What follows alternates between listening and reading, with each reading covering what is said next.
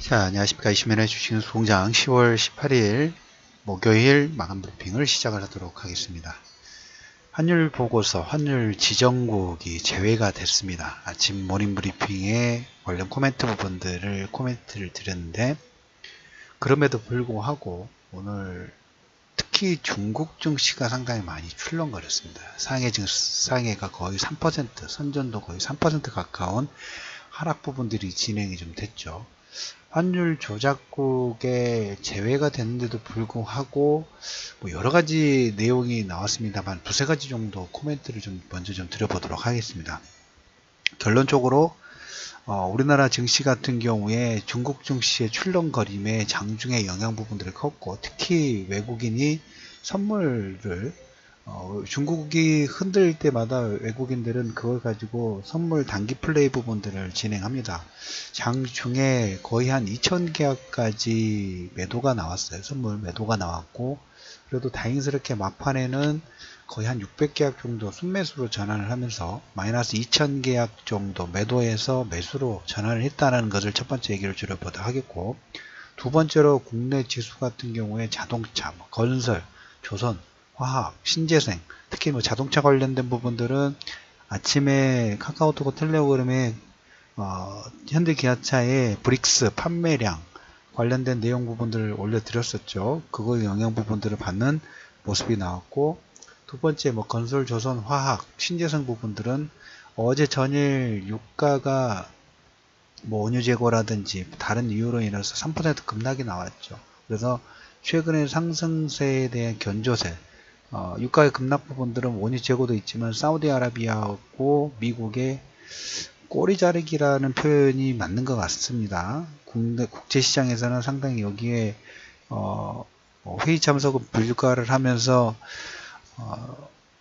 보이콧이라고 해야 될까요? 보이콧 부분들을 좀 하고 있지만 두 가지 이유로 인해서 유가가 3% 급락이 나왔고, 그로 인해서 그 유가 상승에 영향권이 있는 건설, 조선, 화학, 신재생 부분들이 오늘 상당히 큰 폭의 조정 부분들이 진행이 됐다라는 얘기를 좀 드려보도록 하겠습니다. 업종별로는 개별 섹터의 이슈에 민감하게 반응을 하는 하나의 부분이었고, 오늘 제가 중점적으로 얘기를 드릴 부분들은 중국 증시의 급락이에요. 3% 정도. 여러 가지 이유가 있는데 환율 조작국은 제외가 됐습니다. 환율 보고서에 긍정적인 영향이 있는데도 불구하고 몇 가지의 이슈가 있었습니다. 특히 미국이 유엔 유정협약을 탈퇴를 했어요. 거의 한 140년 동안 진행되어 왔던 부분들인데, 유엔의 유정협약 부분들이 탈퇴한 배경이 이 협약 내용이 중국이라든지 싱가포르 등에서 같은 국가에 공정하지 않는 혜택을 주고 있기 때문에 탈퇴를 한다라는 게 코멘트가 됐고, 두 번째, 그 남중국해에 미국의 B-50인가요? B-52가 남중국해 진입 소식 부분들이 좀 부각이 좀 되면서 미국과 중국의 무역 전쟁, 그래서 압박 부분들이 계속 유지가 되고 있어요. 계속 유지가 되고 있습니다. 환율 보고서는 이거죠. 어차피 6개월에 한 번씩 쓸 수 있는 카드이기 때문에 지금 쓰는 것보다 계속 가지고 가면서, 전에도 말씀을 드렸다시피 미국이 중국을 코너에 몰아놓고 자 어떻게 항복을 할 것인지, 그러면서 약간의 활로도 열어지면서 계속 압박 부분들에서 남중국해 건들고, 그 다음에 대만 건들면서 환율 보고서는 지정하지 않으면서 자 그러면 나와봐, 환율 카드 너희들이 제시할 수 있는 협상 카드를 가지고 나와봐 하면서 압박 부분들은 대만이라든지 남중국해의 군사적인 부분들을 진행하면서 계속 압박을 진행하고 있죠.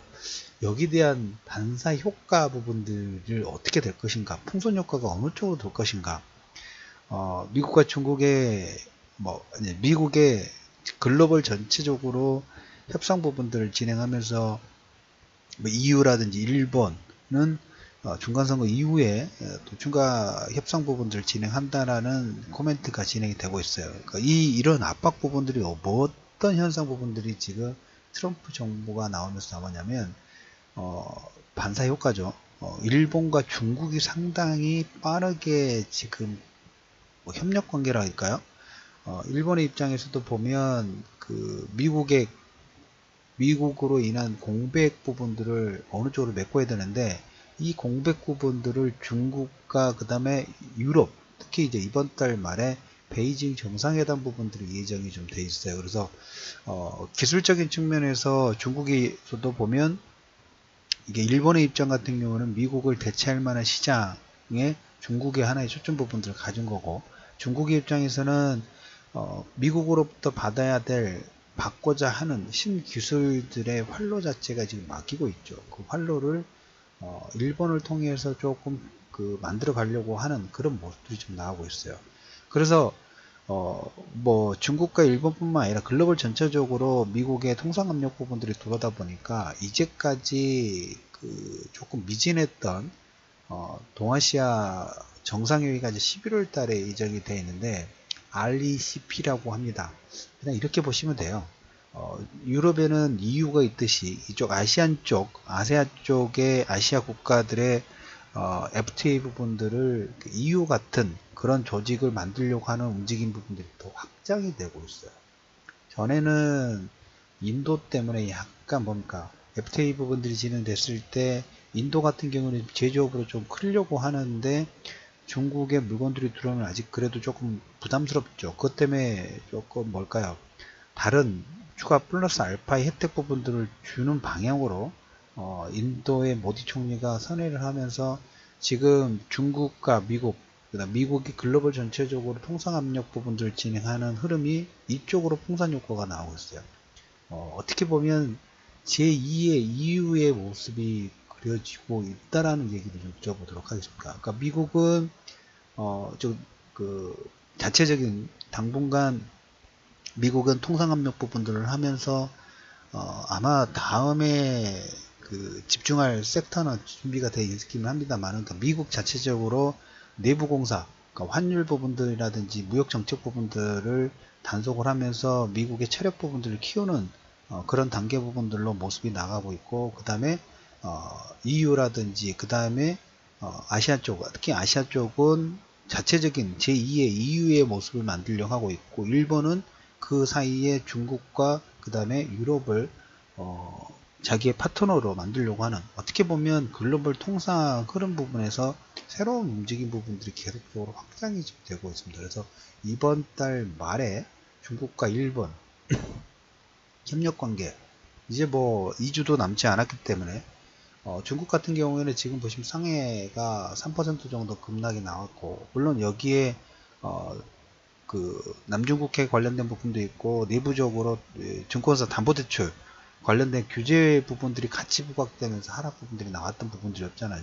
그러면 중국 역시 활로 부분들을 어떻게 만들어갈 것인가, 중국과 일본의 베이징 정상회담 부분에서 조금 더 확대될 수 있는 가능성 부분들이 있어요. 그래서 일본이 예전에는 아시아개발은행을 통해 가지고 1대1로를 막으려고 하는 움직임 부분들이 컸다가면, 최근 같은 경우에 일본이 중국의 1대1로 사업 부분을 동참하고 통화 사업도 재개를 하고, 중국 같은 경우에는 역시 미국 수출이 제한받고 기술적인 활로 부분들을 좀 가져와야 되는데, 그 대체 시장으로 일본의 필요성 부분들이 좀 부각이 좀 되고 있는 반사 효과가 이렇게 좀 진행이 좀 되고 있어요. 그래서 이제 내일 중국의 이제 GDP 성장률 관련된 부분들이 좀 발표가 나올 걸로 예상을 하고 있습니다. 그런데 시장에서는 특히 환율 관련된 부분에서 환율 보고서는 다음에도 쓸 수 있는 카드이지만, 시장에서 위안화 환율, 위안화가 3.9선,